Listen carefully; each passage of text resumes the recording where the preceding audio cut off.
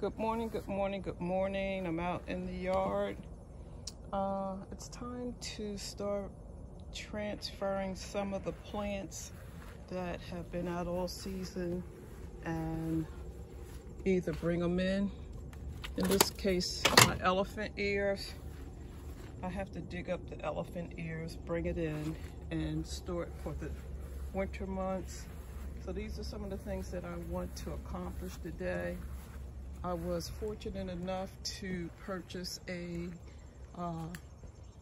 water fountain, and I love it, but it's time to dry the fountain out and store it for the winter months.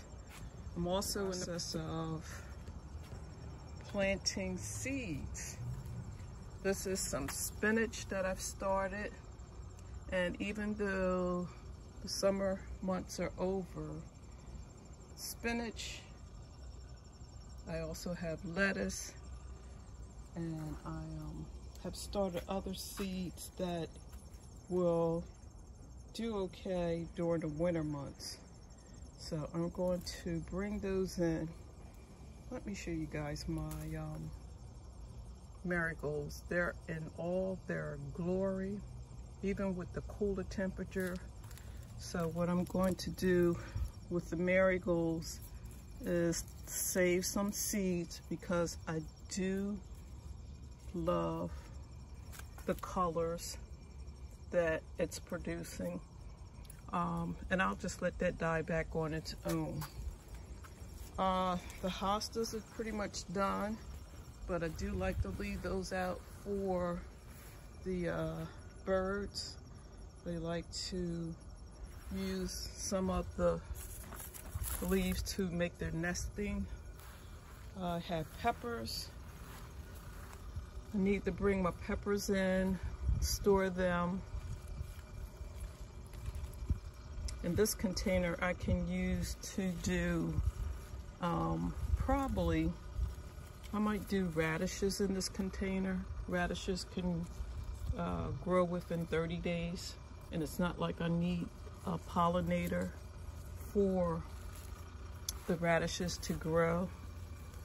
Some small ones.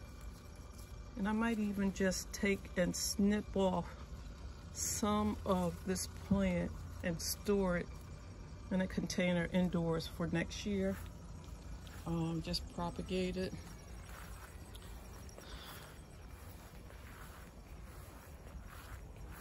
These are I think these are the Scotch bonnets. I see one Scotch bonnet here.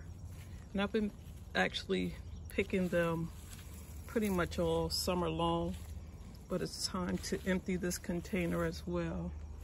I have the Dichondrous falls, silver falls, and it's not a perennial in my area. So what I'll do is dig this up, put it in a container, and bring it indoors. I also have some cactus that I need to bring indoors. They will not overwinter outdoors. So this will definitely come in. And let's see what else. Oh, I have more peppers over here. Now these Scotch bonnets are green. They haven't really matured enough. But back here, you can see that there are some more. And I'm going to save the seeds from this Scotch bonnet because I really did enjoy the flavor. But I am going to pull this plant because I want to use this container for starting garlic. Garlic is going to take about 9 months to actually produce. So these are some of the things that I want to do in my fall cleanup. This is a tomato plant that's completely done. I want to pull this completely out and put this in my compost bin. I was out earlier and I've actually started some kale. and it's looking okay. I probably need to add a little bit more fertilizer to that, so I'll do that. I got kale here, and I believe this is broccoli. All of these are started in containers, so that'll be nice. And my Oyas, they definitely have to come in. The Oyas are made of clay, and they will not overwinter outside, so I'll bring those in. Now I have a vine here, it looks so pretty. Let's see if I can get it in focus. This is the, I'll have to put the name up on the screen later. But these are the pods. And they're small pods. They didn't get really huge. I have them in a container, vining up the arbor here. So I definitely want to save some of those seeds. And back over on the other side, everything pretty much has died back. This is my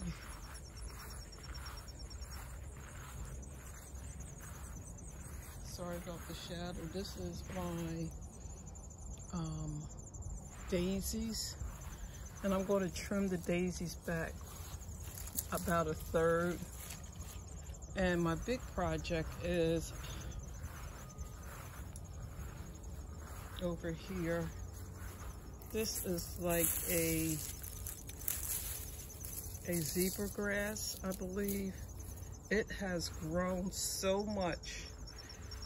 My goal is to dig this up out of the yard, divide it, and to place it back in.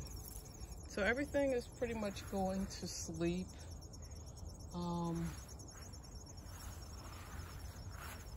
This is gorgeous. It's starting to die back though. This is Americana beautyberry. It's its first season in my garden, which is a native plant. Usually the first year the plants do sleep, the next year they creep, and then the third year they leap. So I'm looking for great things from this beautyberry. This is actually looking like an orchid, but it's not an orchid. And I definitely will have to put the name up on the screen, but it is starting to die back. Everything is really pretty much going to sleep. My big focus is to pull out the zebra grass, divide it, and place it back in. My other focus is to bring the elephant ear out.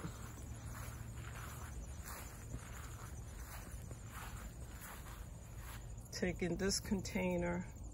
Now this is petunias, and the petunias may not overwinter outside, so I'm going to lift this. It has the dichondra falls in it, silver falls. I'm just going to bring that whole thing inside. And over here, this is a mint.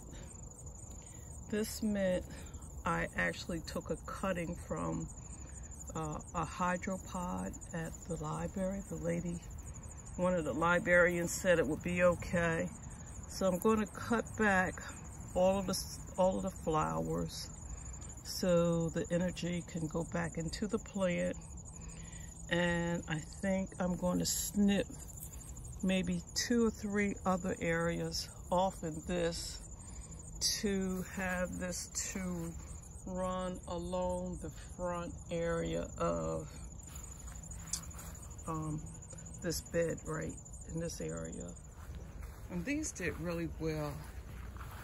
I had to net this off earlier during the summer months because I saw that the slugs was having a field day with it.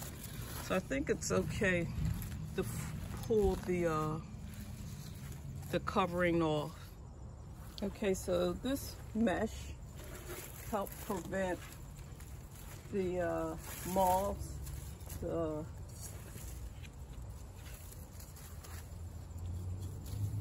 from eating my plant. I purchased this from Garden Supply, and because I have a lot of slugs and the moths, some of the leaves were eaten a little, but it prevented it from, and it comes with the cage. You don't have to use the cage if you don't want to, but that prevented the moths and the slugs from actually eating the plant. So now I can cut off the top portion of this plant. I can cut off the top portion of the kale, and side shoots will come out. So it will endure the winter months. So I'm going to let that be. I'm not going to pull the whole plant out. But I do want to add another one that I have sparingly over on the other side of the garden that probably will do well inside this container. I'll add, I'll probably place it right in here and add a little bit more compost, worm castings, and it should be fine.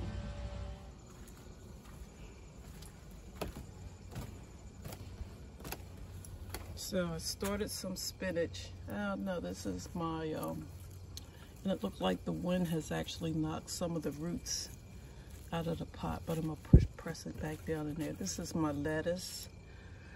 These were my herbs. Some of them are starting to come back. And then this is the canna. I've been waiting for the canna to die back, pretty much the leaves to die back before I remove it from the pot. So the energy will go back into the bulb. And even though I think I put 2 bulbs in here, I can see maybe 4, maybe 5 stems. So it has actually started to develop more. I want to call them bulbs, but it's actually a rhizome. I have some plants that I have in pots. They're getting ready to go dormant, but I need to take them out of the pot and actually place them in the ground. Now, we did have a tree that fell over the winter months, and because of that, my hostas are now getting full sun all day, and I'm thinking I need to pull the hostas out of the ground and relocate them to another area so that they don't burn, because they are burning. And as an experiment this year, I started a pumpkin seed, and I was looking for the, let's see, here it is. I started the pumpkin seed in July, believe it or not, July. It's a jack-o'-lantern pumpkin, and I think I might have to start it earlier than July, because as you can see with the frost that we had over last night, there's no pumpkins. So that tells me that they did not, when I say they, there were no pollinators to pollinate the pumpkin. But I am going to bring, if you can see here, there's a rubber border. I'm going to bring the border out maybe a foot or so. I'm going to try again next year earlier to put the pumpkin down, and that way it'll have its own area where it can run. We had to pick up the pumpkin vine each time we wanted to cut the grass in this area.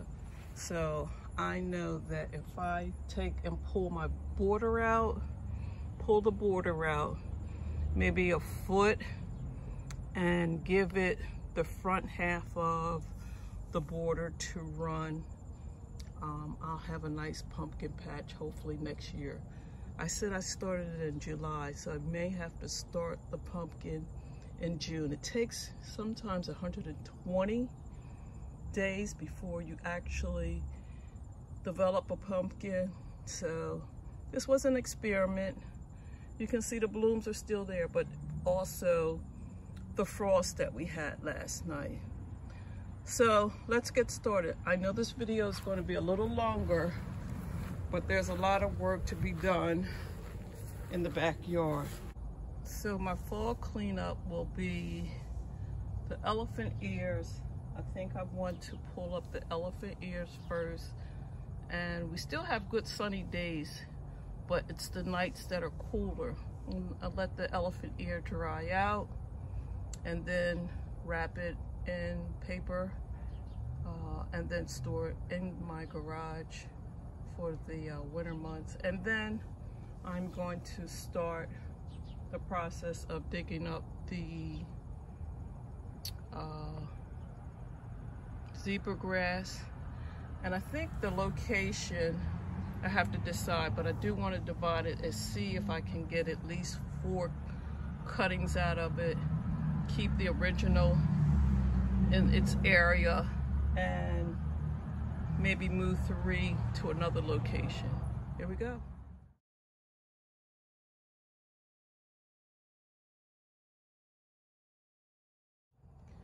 Okay, so now I have the elephant ear dug up. I need to allow the energy from the elephant ears to go back into the bulb. And as you can see, there is a new growth right here.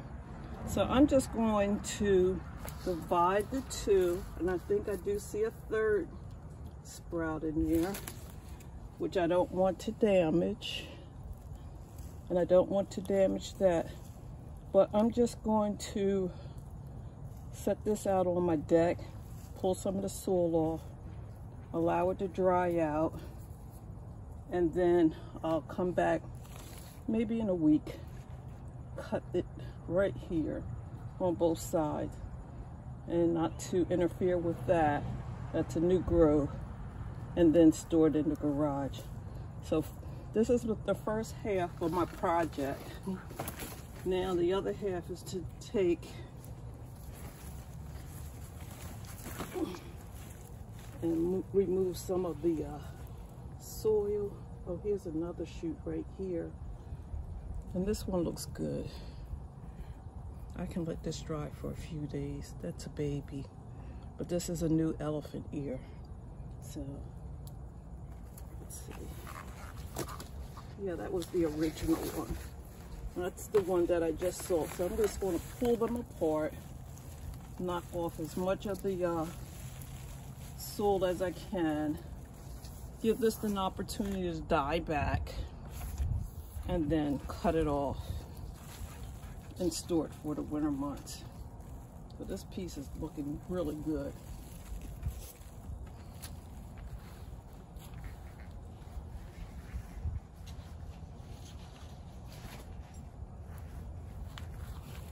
Knock off the soil from this one. Oh, here it is. Yep. So there are a couple of baby elephant ears in here. This is great soil. Knock off as much soil as I possibly can without not damaging the roots too much. And no, you really don't need all of this root here. This root can be cut back. You don't need all of that. It's going to dry down anyway. So I have an ear that's a new baby there, and I believe I saw one, yeah, on the other side right here. So this one has 2 new babies, and it may have been a 3rd one on there that I knocked off accidentally. It has a root, so we're going to store all of it.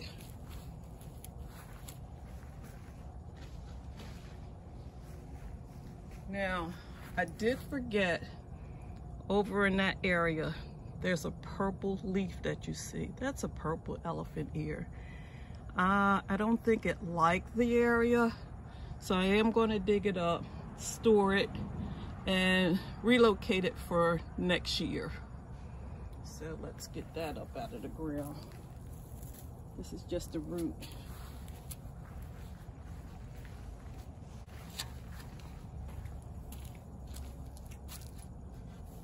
And you don't want to dig into it. You want to dig down and pull away from the actual plant. So I think I'm going to go in right about here, and I'm going to go straight down and then push into it.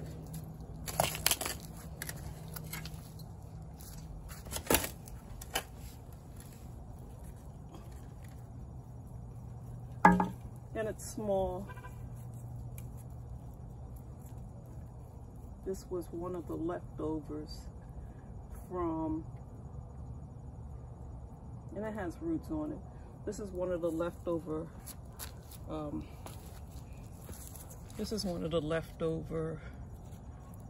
purple elephant ears that I used in my front yard in the container. But we'll save it, dry it out, add it to another location for next year. Okay, so the elephant ear is out, and I'm thinking that next year I'm going to move the elephant ear to another location. I have a plant that's pretty much dormant that I'm taking from another location of the garden to bring over in place of the elephant ear. So I'm just going to add some plant tone to the area. Then I'm going to trim back the plant.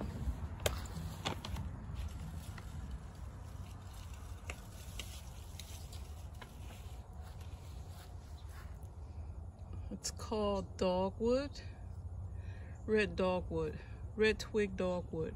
And I have 2 or 3 in one location, and I decided that it was hiding in another location. It wasn't getting the beauty that I actually saw during the summer months. So I'm going to move this dogwood over here.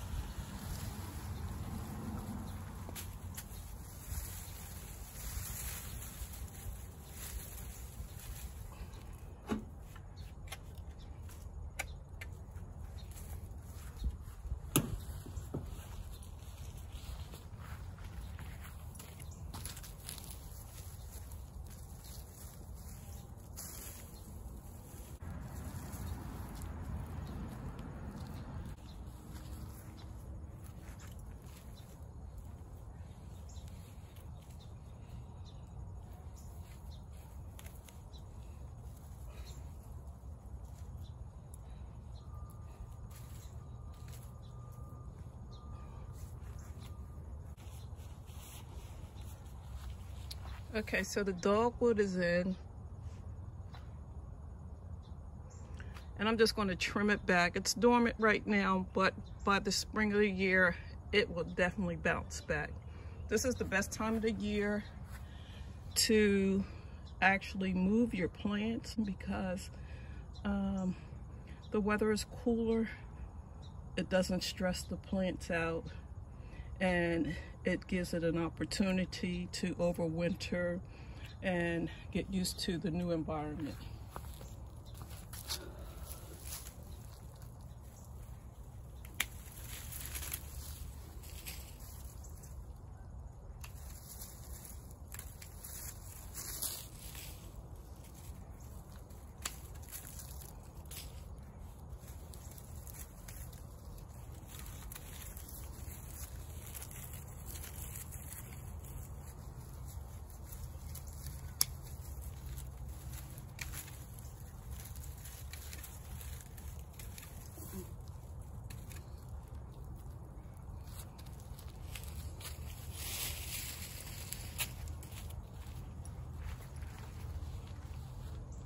Okay, so that's one of my maintenance that I wanted to do in the yard.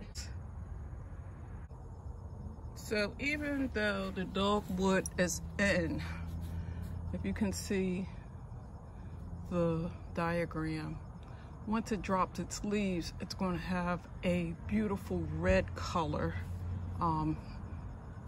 for the branches. So it just has summer and winter interest.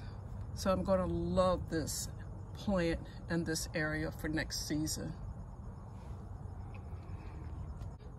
Now it's time to go tackle the zebra grass. So I may have to trim some of the other area to remove the zebra grass and even cut it back. But the goal is to get it out, divide it.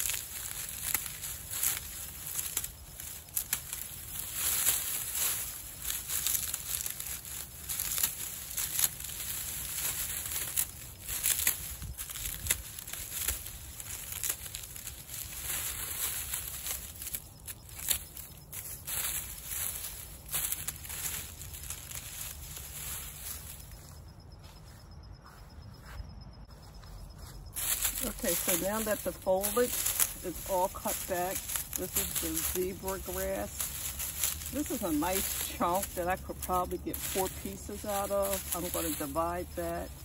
I have an area right behind where we barbecue in the summertime. So I'm just going to make a new flower bed right there to kind of camouflage the backside of the barbecue grill.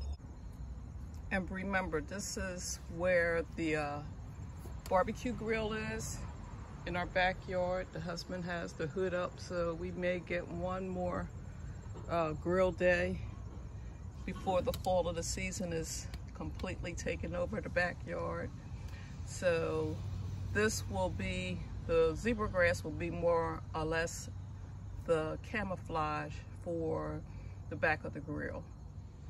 Okay, now that I have the cardboard laid out to how I feel it should cover the grass and connect the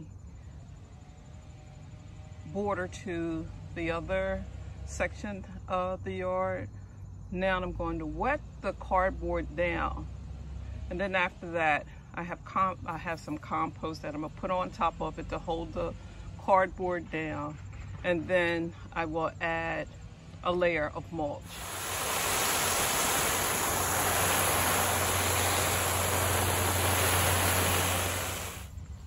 So primarily what I did was wet the cardboard, and now I'm going to add a layer of compost, and then I'm going to place the mulch over top. And this is called a no-dig method. It just kills off the grass, because with photosynthesis you need to have light, and because the grass will no longer have the lighting that it needs to grow, it'll kill it off. The cardboard adds a layer of protection, as well as it's given back to the garden.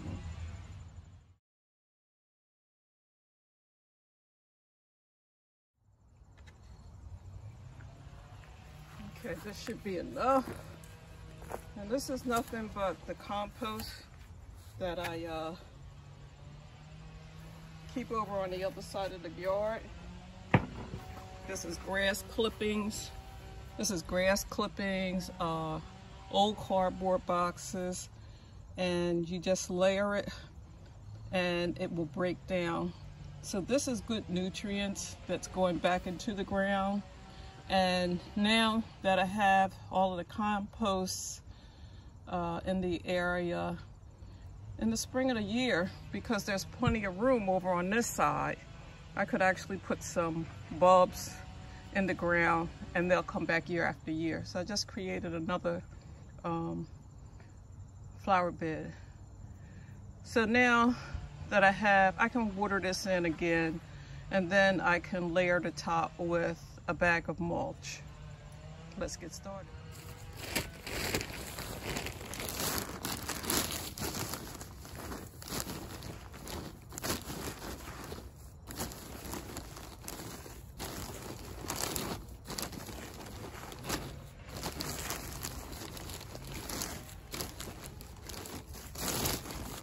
And I really do want to concentrate on the edges heavily, because that's where the light will come in from the sun and cause the grass to pop up. But as long as you cover most of your edging, you should be fine. The cardboard definitely is going to do the other work as far as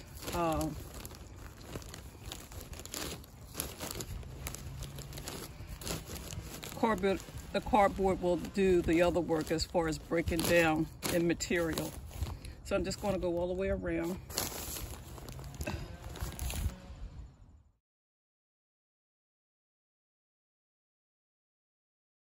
So now I'm just going to water it in lightly. The forecast is for rain tomorrow, but so that it doesn't blow away and just weigh it down with the water. But by next spring, this is going to be absolutely gorgeous.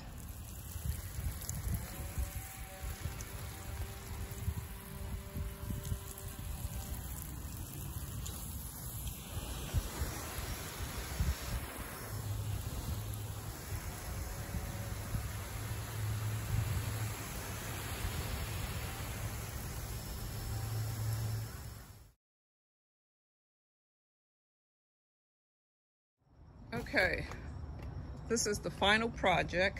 I've actually moved the border from inside, let's see, from in here to about 1.5 feet out. And the reason I'm doing this, because even though my pumpkin vine did not survive the frost, it runs a long trail. And I want to attempt to grow the pumpkin from this end next year. And I want to start a watermelon from this end. And I know it's going to need room to run. So what I did was I took out my board. I picked this up at Home Depot. The spikes, you just drive them into the ground. And once again, this is going to be a no-dig project. I have my cardboard in the grassy area.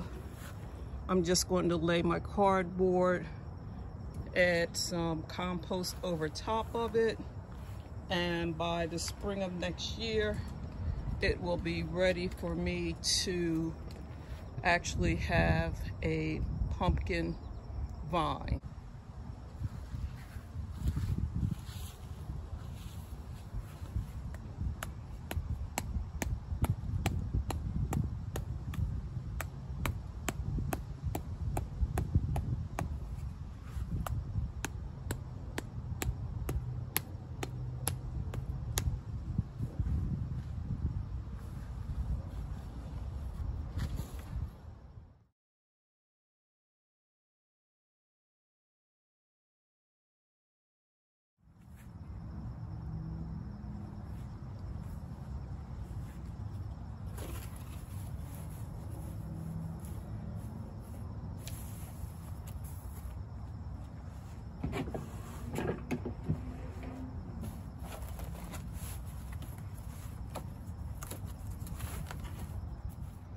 Okay, so I have all of my cardboard down and the rain has stopped, so I'm going to attempt to put my compost on top of the cardboard. But first I'm going to water in the cardboard and then place the compost over top of it.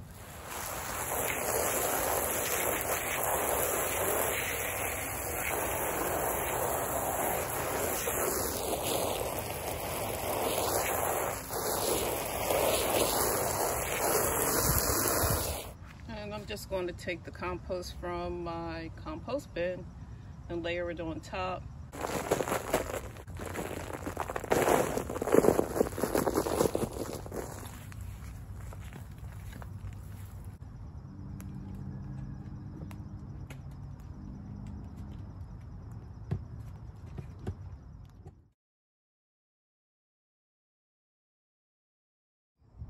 I hope you're having a wonderful day. Thank you for following me. And as always, happy gardening.